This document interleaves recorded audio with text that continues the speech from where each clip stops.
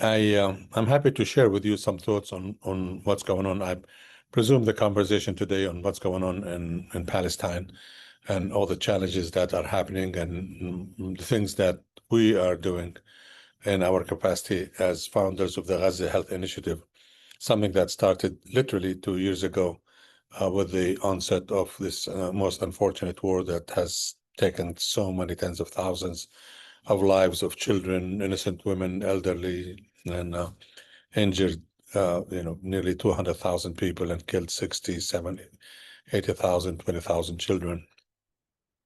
And, caused created an army of orphans, over 25,000 new orphans in Gaza, and about 3,000 amputee, mostly children. So it has been quite a catastrophic experience for the last 736 days. And to my surprise, the people of Gaza and the West Bank have been staunchly steadfast, and despite everything that has taken place, they did not want to be removed from their homes, and they didn't want to lose their freedom. It's astonishing that they were able to withstand this onslaught by one of the strongest armies in the world, and supported by the strongest army in the world. Be it as it may, our focus in the Gaza Health Initiative, which was launched in Amman on February 7th, 2024, when we hosted the first conference on how can we help rebuild the healthcare system in Gaza. Frankly, we didn't think at that time that 2 years later we would be still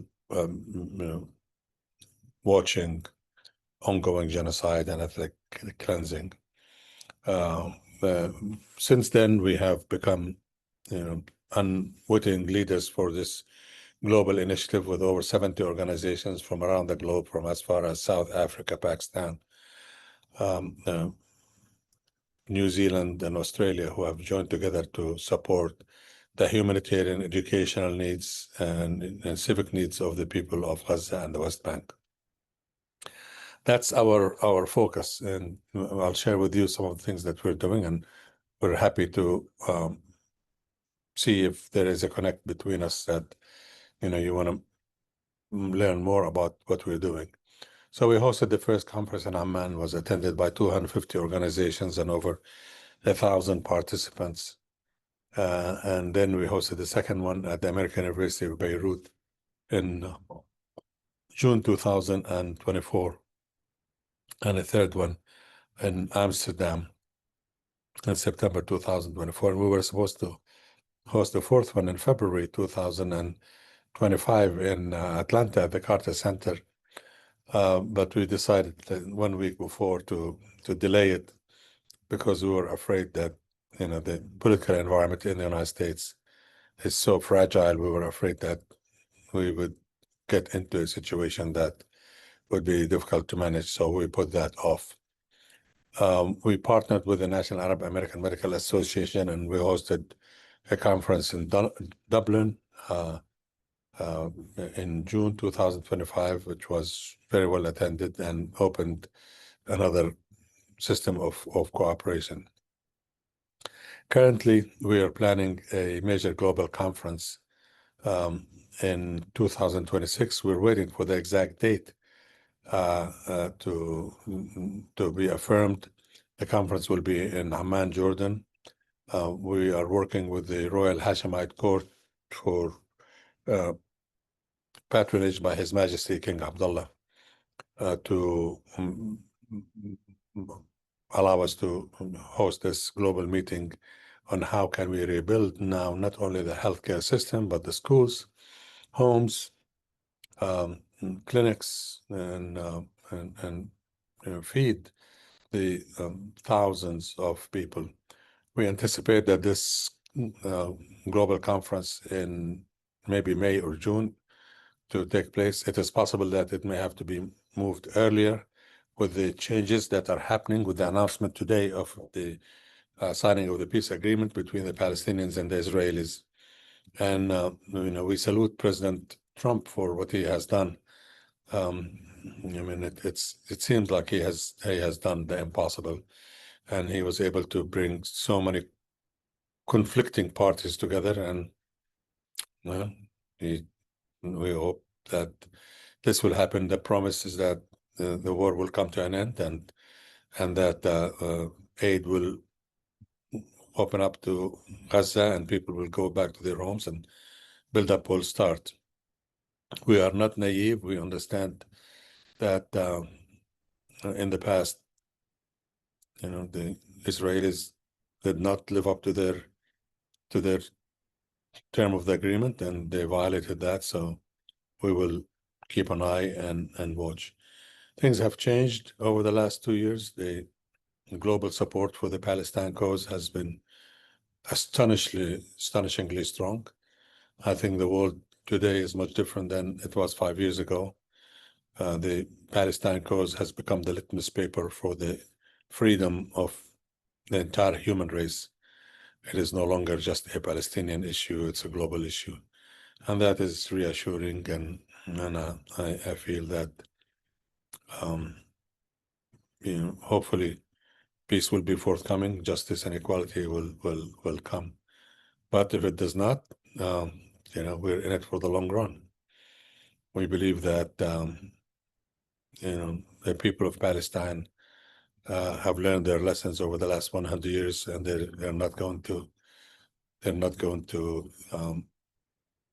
abandon their objectives of establishing our own state in Palestine and East Jerusalem. We're working on a particularly important project that I want to share with you. The establishment of a humanitarian digital platform to interconnect charitable organizations, pro-education organizations, pro-orphan organization. We call it HopeBridge, Jisr al-Amal. This HopeBridge is a digital platform that will be open for any humanitarian, pro-civic, pro-education organization that wishes to support people in need, organizations in need. Requirement is that the donor organizations and the recipient organization must be registered in their home countries, must be bona fide, and that they would commit to peaceful collaboration and cooperation. We are probably about 3 months away from releasing this HopeBridge, and it will not be just Gaza-centric or Palestine-centric. It will be open to be used by any organization anywhere in the world to support any other organization anywhere in the world.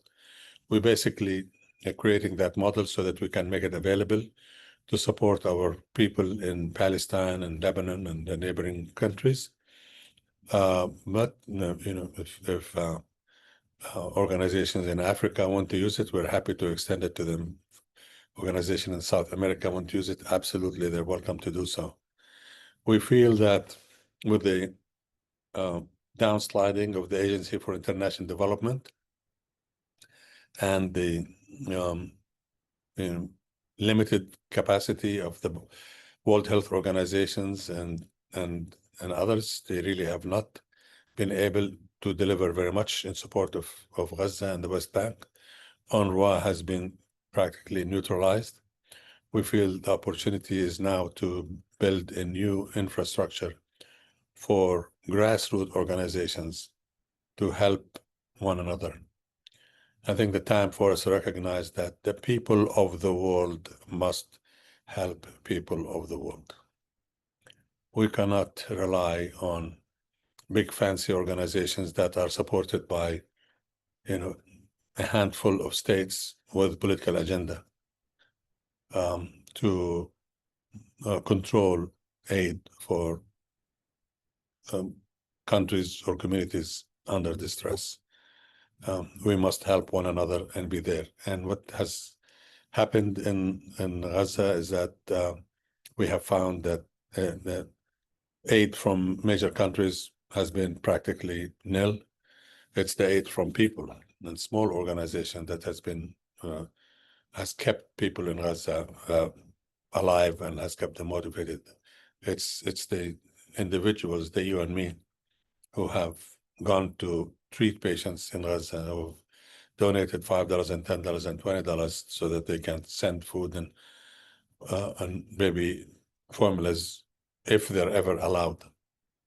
And I know that, despite all the obstructive processes that Israel has exercised, there were ways that people have been able to deliver resources and food to the people of Gaza. Not enough. I mean, the starvation, you have seen the pictures of children who were, barely at 40 to 50% of their ideal body weight,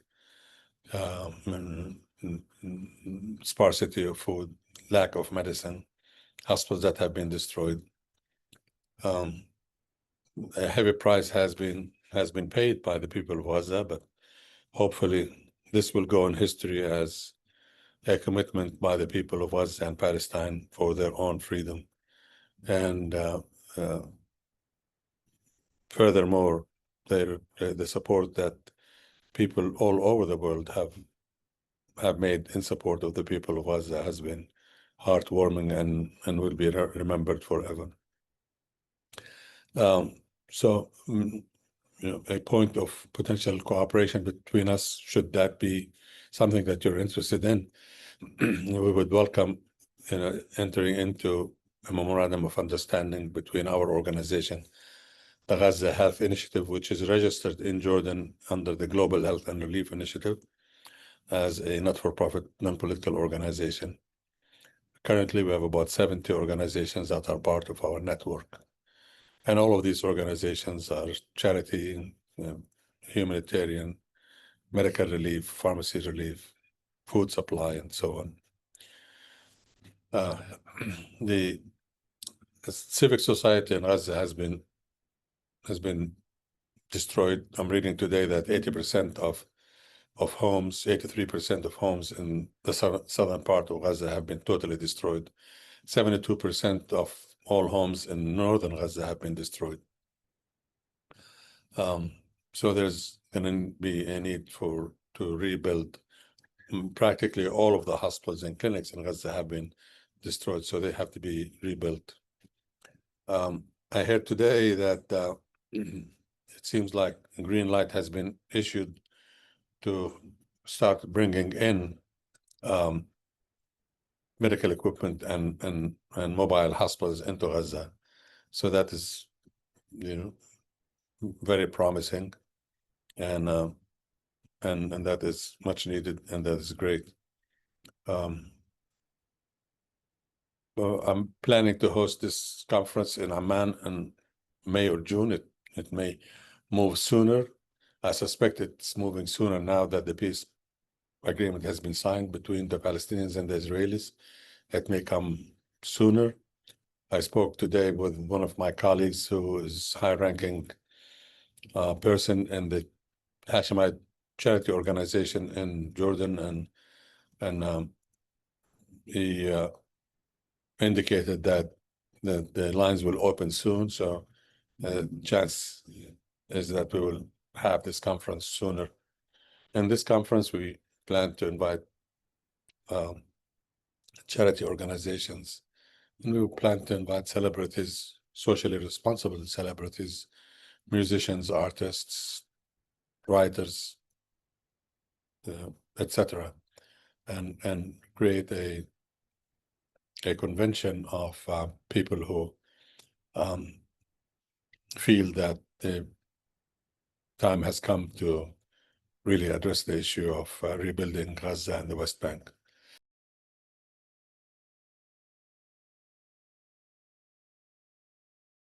I feel positive. I think it's going to take off big time, and I think it has the potential of being truly a global platform, not just a Gaza-related platform, but a global platform for the service of humanity.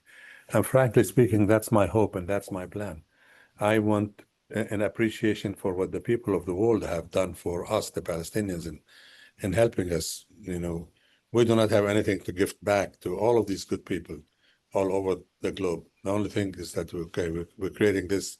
We want to make it. I hope that this thing will take off 10 years from now, 20 years from now. It will be recognized as an instrument for humanitarian service, and people will realize that out of the pain of Gaza and the West Bank and the suffering, something good was born, and it's serving people all over the world, irrespective of their location, national origin, ethnicity, faith, etc. That it would be a reciprocation, a gift from Palestine to the world in appreciation for what the people of the world have done for Palestine.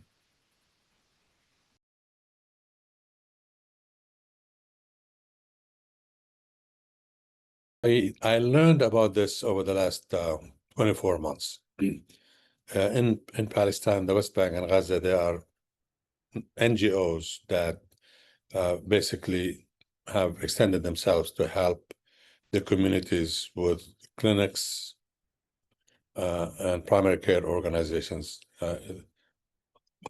Two in particular I'm familiar with. One is the Palestine Medical Relief Services, which is under the direction of His Excellency, my good friend, Dr. Mustafa Barouti. I do not know if you know who Mustafa Barouti is. He has been the most outspoken and most distinguished speaker on behalf of the Palestinians over the last several years. He's out of Ramallah. He practically is every day on Al Jazeera, and he's recognized by most countries of the world, unfortunately, except the United States, where he's not allowed to come in, as a person who is very sensible, who is pragmatic, and who truly represents the ethos of the people of Palestine. Dr. Barghouti and I have known each other for 40 years. He's a physician who converted to public health person and to a national leader. His organization has clinics all over. And then there is Jazur, another organization that is led by one of my colleagues, Umayya. And then the Palestine Ministry of Health, and particularly in Gaza, that has been very sophisticated and has been very deliberate with many hospitals. Most of those hospitals were donated by Kuwait or Qatar or Turkey or other Malaysia, etc. In addition to international doctors and nurses who have gone there to help. There were at least 3 medical schools in Gaza and nursing schools, pharmacy schools, who produced excellent doctors and nurses and public health people. And they were able to provide care for the local population at an incredibly high quality. But all of those universities have been destroyed, and many of the students have to be moved to Egypt, Turkey, Europe, Pakistan. A few have stayed behind, and they were supported to continue their studies, and those medical students had to kind of graduate quickly, become doctors to fill in for the 480 doctors who were killed and over 1,000 healthcare professionals who were killed. I think that basically the healthcare system in Palestine is to a great extent machined by local NGOs that receive external. Well, the title of the conference that we're organizing is moving from emergency response to sustained relief. Palestine now needs assistance and support for the next 20 to 30 years to support the orphans, rebuild the schools, the widows, the injured, the thousands of people injured. My orthopedic colleagues tell me that there will be a need to do over 250,000 orthopedic operations for all the people who have injuries. And frankly speaking, it has external support has to happen. Palestine and its population cannot rebuild without external support. And I hope that the external support will come in at the level of $5 and $10 from millions of people, rather than be dependent on 2 or 3 countries. I know for a fact that some countries have basically completely shut down any support for Palestine for political reasons. And I hope that our mode of support will be more broad-based rather than governmentally supported. Governments have political objectives, and they do not always their objectives and the people's objectives don't necessarily go hand in hand. I see victory ahead. I've been as confident that victory is within reach now. And in my mind, victory is justice, peace, equality. There has to be peace, equality between us Palestinians and them Israelis.